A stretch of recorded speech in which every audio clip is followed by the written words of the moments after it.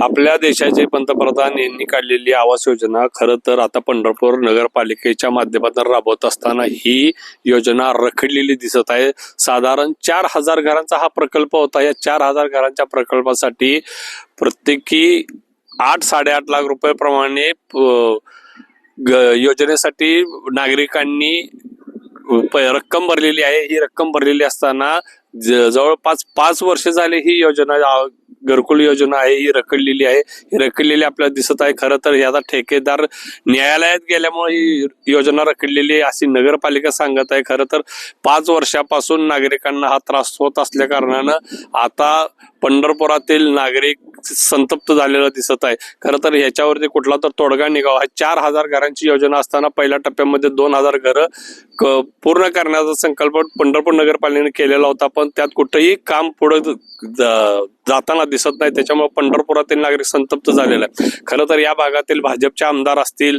किंवा भाजपचे मोठे नेते असतील किंवा पालकमंत्री असतील, सक्रिय पालकमंत्री यांच्याकडे आता दाद मागायची वेळ आलेली आहे अशी नागरिकांमधून संतप्त लाट उसळताना दिसत आहे। पंढरपुरातून जगदीश डांगे, LS मराठी।